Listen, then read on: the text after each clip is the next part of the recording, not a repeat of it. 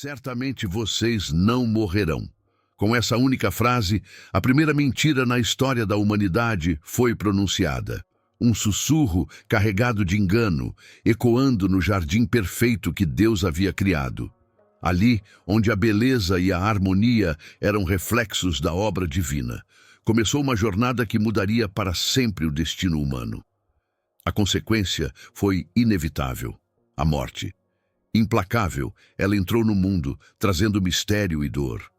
Um dos enigmas mais profundos das Escrituras permanece até hoje. Quem, entre Adão e Eva, enfrentou primeiro o destino da desobediência? A resposta, cuidadosamente guardada nas páginas da Bíblia, vai além da curiosidade histórica. Ela revela um plano divino tão detalhado e profundo que transcende o entendimento humano, transformando a compreensão da salvação. Deus, em sua sabedoria, revelou o momento exato da morte de Adão, mas escolheu manter em silêncio o instante em que Eva partiu. Esse silêncio, repleto de significados, atravessa o tempo, trazendo lições que vão muito além das palavras. Tudo começou no Jardim do Éden, cenário de perfeição onde a criação divina alcançou seu ápice. Deus, em Gênesis 2:7, moldou Adão do pó da terra e soprou em suas narinas o fôlego de vida. Esse gesto não foi apenas um ato criativo, mas a manifestação de um vínculo íntimo entre Criador e criatura. Adão tornou-se um ser vivente, carregando em si o toque pessoal e divino. O Jardim do Éden era uma expressão tangível da perfeição de Deus. Cada árvore, cada flor, cada detalhe era fruto do cuidado amoroso do Criador. Entre essas árvores, destacavam-se a árvore da vida e a árvore do conhecimento do bem e do mal, símbolos de escolhas eternas. No entanto, algo estava incompleto. Deus, ao contemplar sua obra-prima, declarou: "Não é bom que o homem esteja só."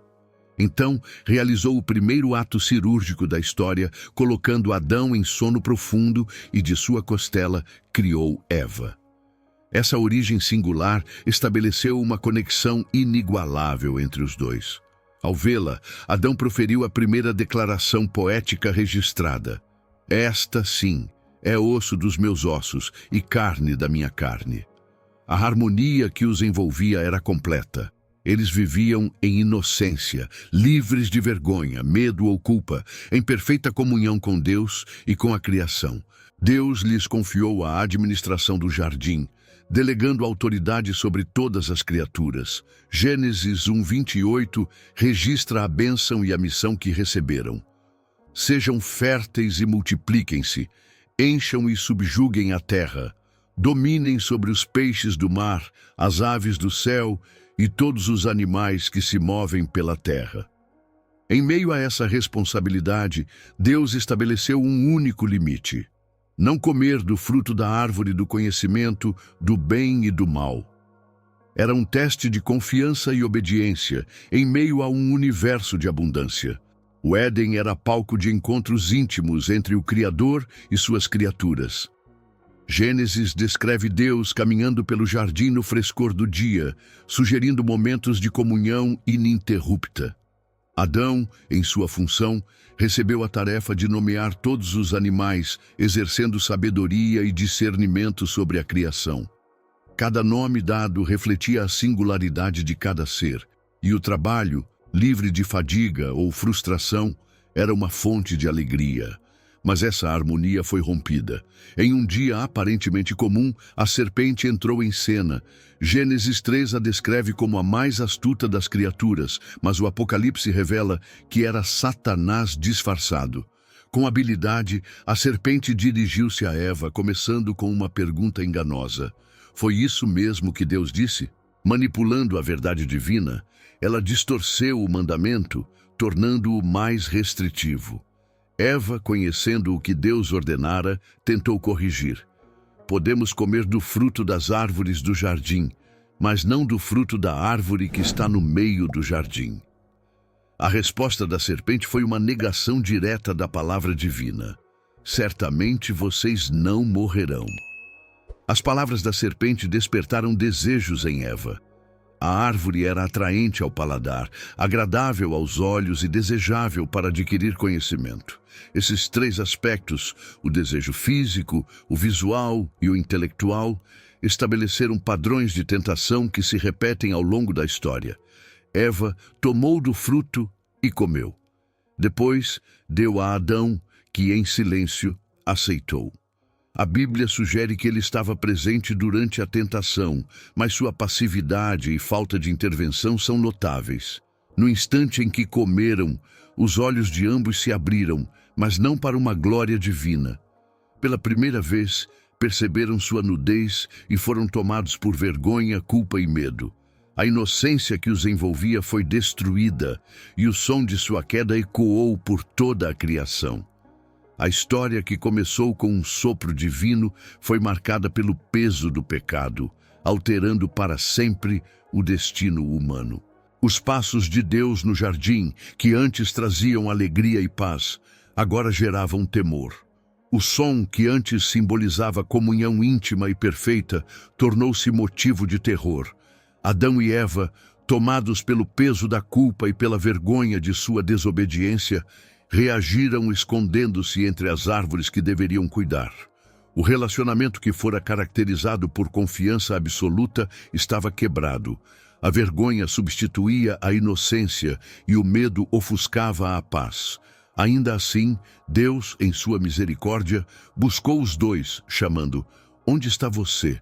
Esta não era uma simples pergunta de localização, mas um convite ao arrependimento, uma oportunidade para confessar e restaurar o relacionamento. A resposta de Adão, no entanto, mostrou o quanto os corações deles haviam mudado. "Ouvi teus passos no jardim e fiquei com medo, porque estava nu. Por isso me escondi." Aquele que antes caminhava livremente com Deus, agora se escondia, preso pelo peso de sua falha. Quando confrontados diretamente, nenhum dos dois assumiu a responsabilidade. Adão culpou Eva, dizendo: "A mulher que me deste por companheira me deu do fruto da árvore e eu comi." Indiretamente, ele também culpava o próprio Deus por sua escolha. Eva, por sua vez, atribuiu a culpa à serpente. "A serpente me enganou e eu comi." O paraíso estava prestes a ser perdido. Mas antes de proferir a sentença final, Deus, em sua infinita graça, ofereceu a primeira promessa de redenção. O julgamento divino começou com a serpente, que foi amaldiçoada. "Por ter feito isso, você é maldita entre todos os animais domésticos e selvagens. Rastejará sobre o ventre e comerá pó todos os dias da sua vida." Mas, em meio à maldição, Deus pronunciou a primeira profecia de esperança. "Porei inimizade entre você e a mulher, entre a sua descendência e o descendente dela. Este lhe ferirá a cabeça e você lhe ferirá o calcanhar." Esta promessa, conhecida como o proto-evangelho, apontava para a vinda de um Redentor que traria vitória sobre o mal. Para Eva, a sentença veio em duas partes, atingindo as áreas que mais refletiam sua bênção original. Deus declarou: "Multiplicarei grandemente o seu sofrimento na gravidez. Com dor, você dará à luz filhos. Seu desejo será para seu marido, e ele a dominará." A maternidade, antes uma experiência puramente de alegria, agora seria marcada por dor e sofrimento.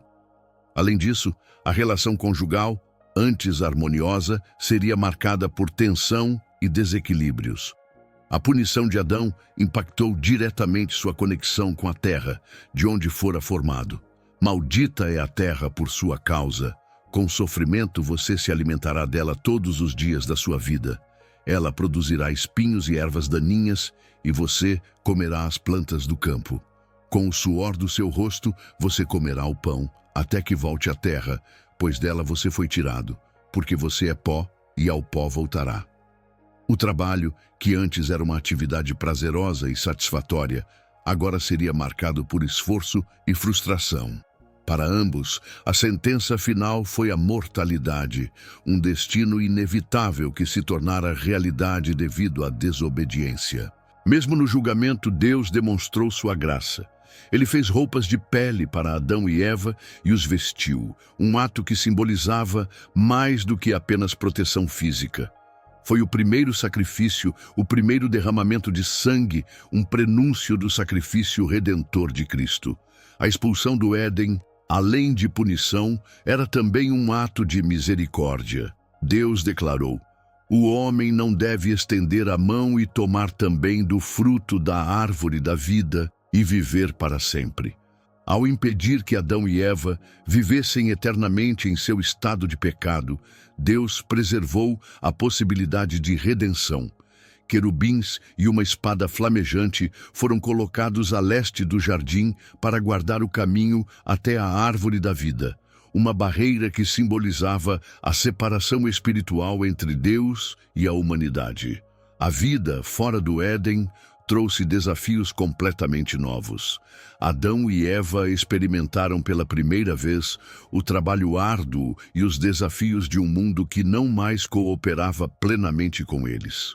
Ainda assim, a vida continuava. Quando Eva deu à luz Caim, suas palavras expressaram tanto a dor da nova realidade quanto a fé na providência divina. Com o auxílio do Senhor, adquiriu um homem. Pouco depois, nasceu Abel, e os dois irmãos seguiram caminhos diferentes. Caim tornou-se agricultor, e Abel, pastor de ovelhas, refletindo a adaptação da humanidade à nova realidade. Mesmo com a queda, o relacionamento com Deus não foi completamente perdido. A oferta de Caim e Abel indica que Adão e Eva ensinaram seus filhos sobre a importância de adorar a Deus. Mas a tragédia não demorou a atingir a primeira família. A morte de Abel pelas mãos de Caim revelou o impacto profundo do pecado na humanidade. Adão e Eva enfrentaram a devastação da perda, experimentando a dor de ver a promessa de vida e harmonia desfeita. No entanto, a esperança permaneceu viva. Com o nascimento de Sete, Eva declarou: Deus me concedeu outro descendente no lugar de Abel.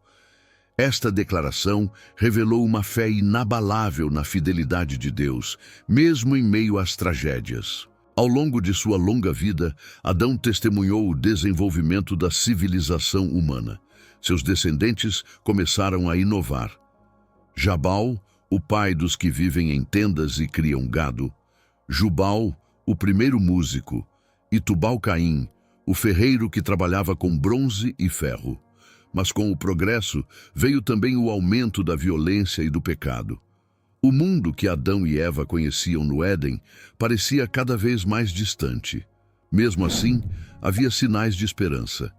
Em meio à crescente maldade, as pessoas começaram a invocar o nome do Senhor, um lembrete de que, apesar do pecado, a promessa de redenção permanecia viva. A extraordinária longevidade daquela época permitiu que várias gerações convivessem ao mesmo tempo, e Adão e Eva, testemunhas de um mundo que mudava, puderam compartilhar suas experiências com seus descendentes. Eles contaram a história da criação, a vida no Éden, a queda e, mais importante ainda, a promessa de redenção que Deus havia feito. O peso da mortalidade, antes apenas uma ameaça distante, tornou-se uma realidade constante em suas vidas. As palavras de Deus: do pó você é, e ao pó voltará, ressoavam frequentemente em suas mentes, mudando sua perspectiva sobre cada momento da vida. A primeira experiência com a morte que Adão e Eva enfrentaram foi a de animais sacrificados para cobrir sua nudez. Para aqueles que antes viviam em harmonia com todas as criaturas do jardim, a visão da vida sendo tirada delas foi profundamente angustiante. Cada sacrifício tornou-se um lembrete doloroso do custo do pecado, e nada poderia prepará-los para a morte de Abel. Não era apenas a primeira morte humana, era a morte violenta de um filho às mãos de outro, um acontecimento que certamente trouxe uma nova dimensão à realidade da mortalidade que agora experimentavam. A longevidade incomum daquela época, com Adão vivendo 930 anos, tornava a realidade da morte ainda mais complexa. Viver tanto tempo significava observar várias gerações nascerem, viverem e morrerem. Cada morte era um lembrete do paraíso perdido e da maldição do pecado. A consciência da mortalidade afetava profundamente a forma como viviam. Sabiam que a morte era inevitável, e isso lhes dava uma nova urgência nas ações cotidianas. O tempo, antes uma infinidade de possibilidades, agora tinha um fim definido. Cada dia os afastava do Éden e os aproximava de seu destino final. O contraste entre a imortalidade que haviam conhecido e sua condição atual de mortalidade foi uma constante fonte de reflexão. A experiência do envelhecimento, com as primeiras dores, limitações físicas e os primeiros sinais de idade, foi algo completamente novo para eles, marcando cada momento com a lembrança da maldição. Como o salmista mais tarde escreveria, os dias de nossa vida são contados, e o melhor deles é canseira e enfado. Ver seus descendentes seguirem o mesmo caminho de deterioração e morte deve ter sido especialmente doloroso para Adão e Eva, pois sabiam que foram os responsáveis por trazer essa maldição sobre toda a humanidade. Como Paulo escreveu, por um só homem entrou o pecado no mundo, e pelo pecado a morte. No entanto, mesmo dentro dessa nova realidade de mortalidade, havia sinais da graça de Deus.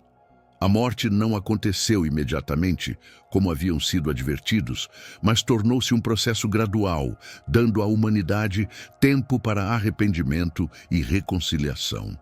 Era como se Deus, em sua misericórdia, estivesse oferecendo uma chance de preparação para o inevitável encontro com a morte. Além disso, a promessa do descendente que esmagaria a cabeça da serpente permanecia viva. Cada novo nascimento carregava a possibilidade de ser o libertador prometido.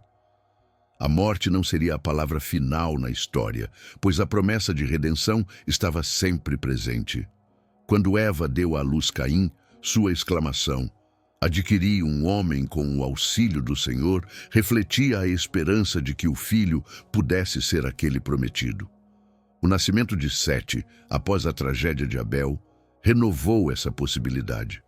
O sistema de sacrifícios, iniciado com a cobertura de peles de animais por parte de Deus, estabeleceu um padrão profético. Cada sacrifício apontava para um sacrifício maior que viria, o do libertador prometido. A morte de animais inocentes servia como um lembrete do custo do pecado e como um sinal da promessa de redenção. A linhagem de Adão, passando por Sete até Noé, revelou como Deus preservou fielmente a linhagem através da qual o Redentor prometido viria. Mesmo em meio à crescente maldade do mundo, essa linha da promessa permaneceu intacta. O ato de Deus, cobrindo Adão e Eva com peles de animais, mostrou que seu plano de redenção já estava em ação. O primeiro derramamento de sangue não foi apenas para cobrir sua vergonha, mas também apontava para uma cobertura maior, a do pecado, que viria através do sacrifício definitivo de Cristo.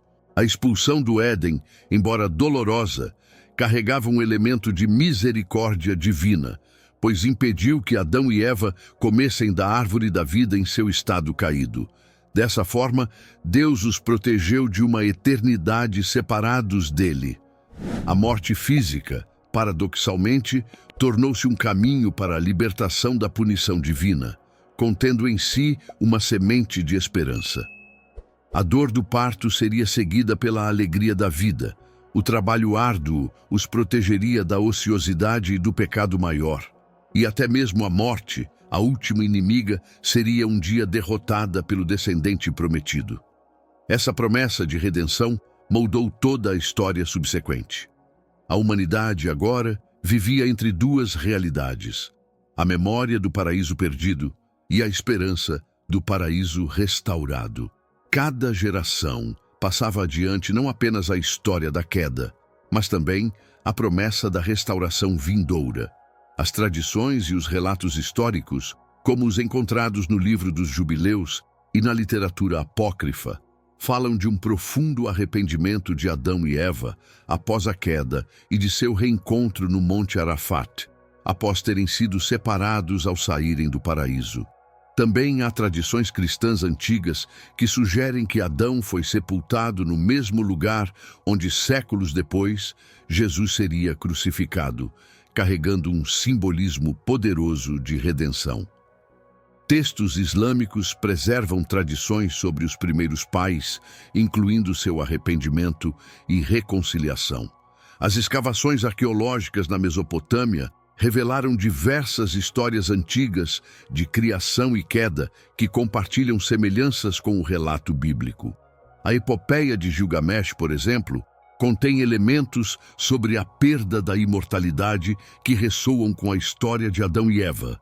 Quanto a quem realmente morreu primeiro, a Bíblia é clara quanto à longevidade de Adão, que viveu 930 anos. No entanto, o silêncio sobre a morte de Eva carrega um profundo significado teológico.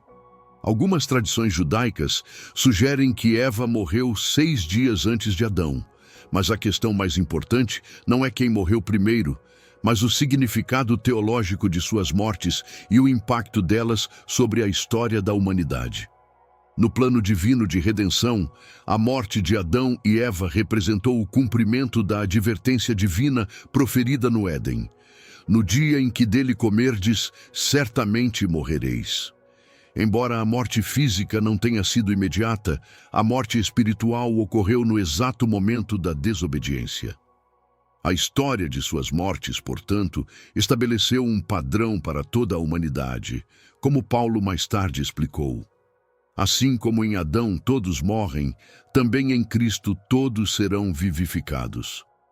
A narrativa de Adão e Eva não termina com suas mortes, mas continua por meio da promessa cumprida em Cristo. Deus revelou precisamente quando Adão morreu, mas manteve em mistério o momento da partida de Eva, talvez porque o foco não deveria estar em sua morte, mas na promessa que dela se originaria, a promessa do descendente que esmagaria a cabeça da serpente. Eva, a mãe de todos os viventes, seria o canal através do qual viria a vida eterna em Cristo. As vidas e mortes de Adão e Eva oferecem lições profundas que continuam a ecoar nos dias de hoje. A queda nos ensina sobre o alto custo da desobediência, mas a promessa de redenção revela o amor incansável de Deus, que mesmo em meio ao julgamento, já estava preparando o caminho para a nossa salvação. A história de Adão e Eva reflete a nossa própria jornada. Como eles, todos nós enfrentamos escolhas entre confiar em Deus ou seguir nossos próprios caminhos. Como eles, todos nós vivemos com as consequências do pecado, mas assim como eles, também temos acesso à mesma promessa de redenção, agora cumprida em Jesus Cristo. Se a morte entrou no mundo por meio de um homem e uma mulher no Jardim do Éden, a vida eterna chegou por meio do sacrifício de Cristo no Jardim do Getsêmani. O primeiro jardim viu a desobediência trazer a morte, enquanto o segundo viu a obediência trazer a vida. Portanto, talvez o mistério de quem morreu primeiro não seja o ponto central. O que realmente importa é que, através de suas vidas e mortes, Deus começou a desenrolar seu plano de salvação. Um plano que continua a se cumprir em nossas vidas até hoje. Esta história milenar tem lições poderosas a nos ensinar. Se você foi tocado por estas revelações, compartilhe este vídeo com alguém que precisa ouvir sobre a esperança que existe, mesmo em meio às consequências do pecado. Não se esqueça de se inscrever em nosso canal e ativar as notificações para não perder o próximo vídeo sobre os mistérios ocultos da Arca da Aliança. Que Deus abençoe sua vida.